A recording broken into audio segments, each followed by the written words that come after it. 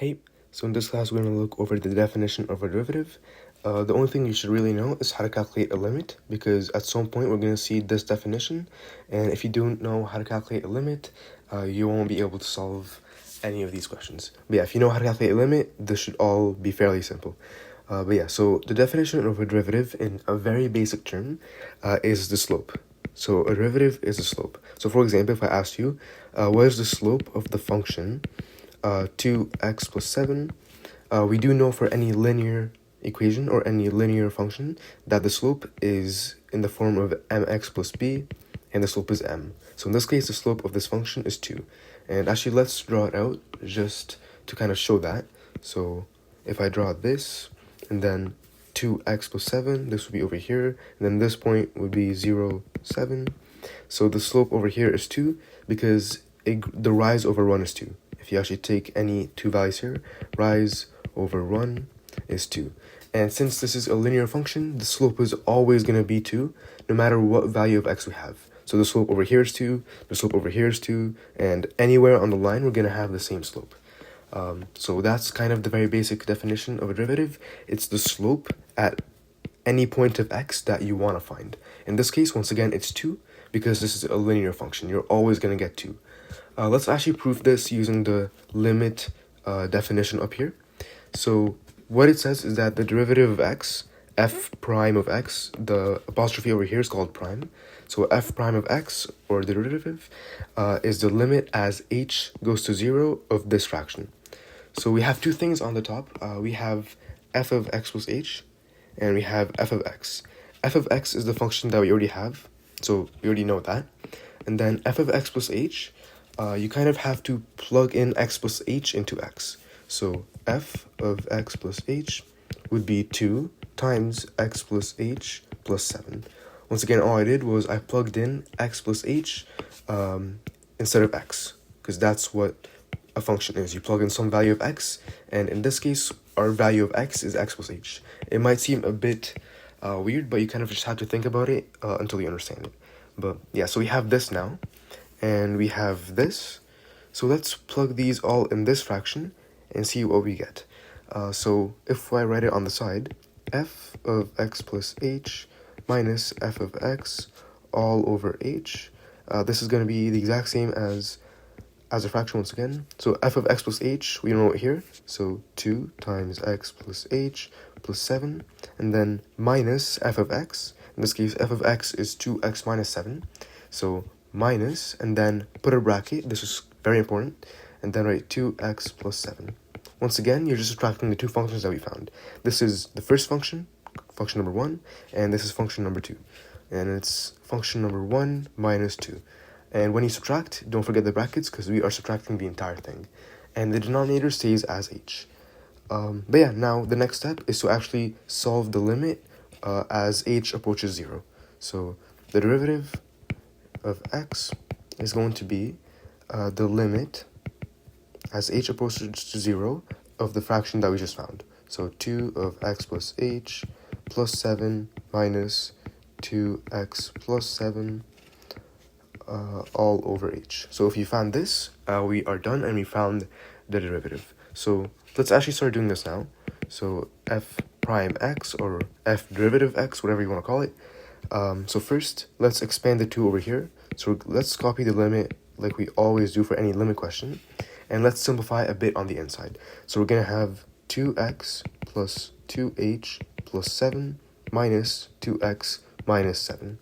All I did was the 2 gets expanded to every term here, so 2x and 2h, and then the subtraction sign, or the negative sign, gets expanded into every term inside the bracket once again. So negative 2x and negative 7. That's all I did. And then the denominator is h once again. We can already notice that some things go away. So 2x and negative 2x go away. 7 and negative 7 go away. And let's rewrite this now with all we have. So this is going to be equal to the limit as h approaches 0 of 2h over h. So one last step. For any limit question, it is okay to kind of do this, because we are getting rid of the h on the top and the bottom. We are dividing by h, just simplifying the fraction. Basically, think of it that way. And then, so we would get the limit as h approaches 0 of 2, and we know that the limit of any constant is a constant itself. So we just found out the limit, which is 2, and this agrees with what we found here, because we already knew that for any function in the form of mx plus b, the slope would be m, and in this case m was 2, so we already knew that the slope was 2, but we kind of proved it using the limit definition, and it's super easy. So that was kind of the first example. Let's do a few more examples that will get progressively harder, but yeah. Okay, question number 2. So a couple of things we should know is that we should memorize the limit definition that we saw on the previous page. So I'm going to write this from memory, but I already know, because I already memorized it, that f prime x, or f derivative x, is equal to the limit as h approaches 0 of f of x plus h minus f of x all over h. Once again, you have to memorize this. You cannot skip it because it's the very basic definition of a derivative. You have to memorize it. There's no other way of solving this without knowing this. But yeah, so in this case, we have f of x already. You should always have f of x because that's the function you are finding the derivative for.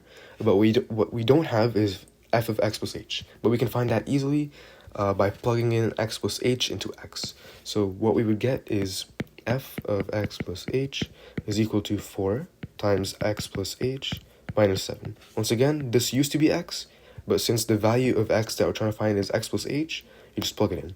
That's it. And then right now we can start solving. So f prime x is going to be equal to the limit as h approaches 0. And then we already know f x plus h. Let's write that down.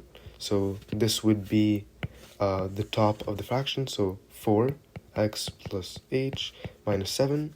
And then we're going to subtract the entire value of the function f of x.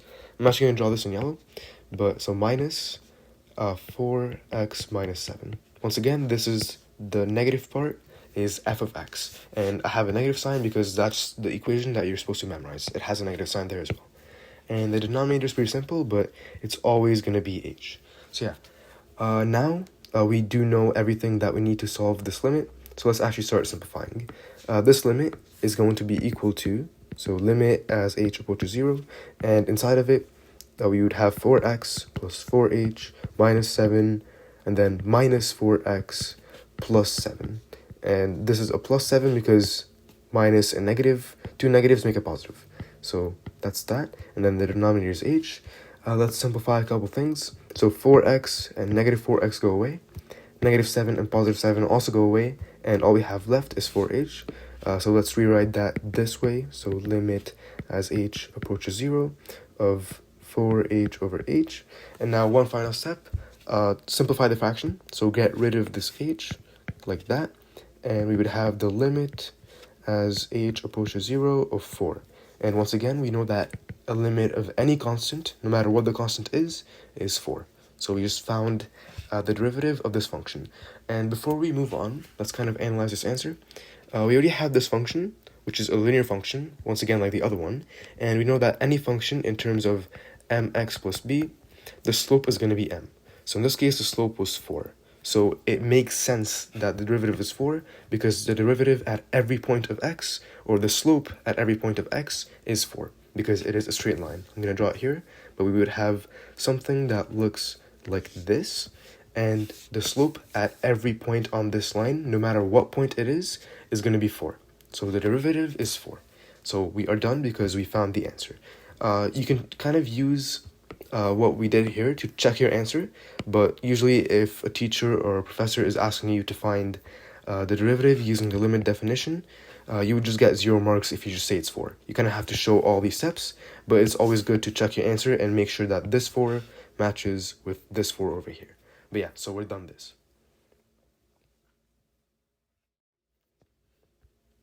Okay, question number 3. This one's going to get a tiny bit harder because right now we have an exponent of 2. So let's start. Once again, I'm going to write this from memory, but f prime of x is equal to the limit as h approaches 0 of f of x plus h minus f of x all over h. So once again, you have to memorize this. There's no other way around it. Now we can find f of x plus h, because once again, we already have f of x. you are always going to have this. You never have to actually find it because that's your original function. But yeah, now what we have to find is f of x plus h. So the way we find that is plug in x plus h into x, and the square is already there, so I'm going to put the square. So once again, just put x plus h into x. That's your new value of x, the entire thing, not just x, but x plus h. And now, let's expand this, make it look a bit nicer, but we would have over here x squared plus 2xh plus h squared. You can actually write this down by expanding two brackets. We're going to do it up here as well. But x plus h squared is the exact same as x plus h times x plus h. And then after that, you can expand both brackets together. So we have x squared plus xh. And then if you expand the h, you would have hx and h squared. So plus hx plus h squared. And then if you combine all these and simplify them, you would have x squared, and then these are the same. So you'd have plus 2xh and then plus h squared. Once again, from experience, and if you do this a lot, you would already know that this is your answer. So I did not have to do it on the side. But in case that you want to do it on the side, it's completely valid. There's nothing wrong with that. But yeah, so now we have this, and we have f of x. Let's actually find the derivative now. So the derivative of x is going to be equal to the limit as h approaches 0. And then f of x plus h, we just found it. It's going to be equal to x squared plus 2xh plus h squared. And then f of x is only x squared, so minus x squared. And then all of this over h, because that is once again the definition that you should memorize. But yeah, so after this, let's simplify again. So we have x squared and negative x squared, so those go away. But now we have a few other problems. So the limit as h goes to 0, and this time we have 2xh plus h squared all over h. This time it is a lot more difficult than the previous question because we have two terms. From experience, and if you do this a lot, you're going to be able to tell that you are supposed to factor. Because you have an h term here, you have an h term here, so we can factor some h, and it would look like this. So this entire thing is equal to the limit as h goes to 0, and then factor out the h, and then you'd have 2x plus h on the inside of the bracket. So once again, all I did here was I took an h out, and I took one h out of here, but since we have two, one of them remains. So basically factor, that's it. And then now, let's do what we always did. So get rid of this h, and then you would have the limit as h approaches 0 of 2x plus h. And now, this time we don't have a constant, we have another function.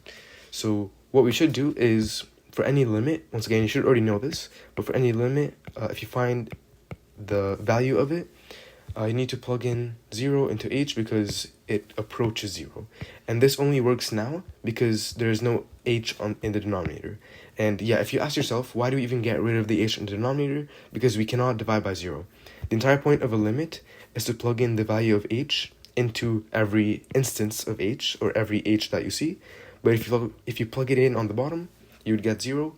And in math, you cannot divide by 0, so that's invalid. So we're trying to do everything to get rid of it, so that's why we factored, and that's why we took it away, because we cannot divide by 0.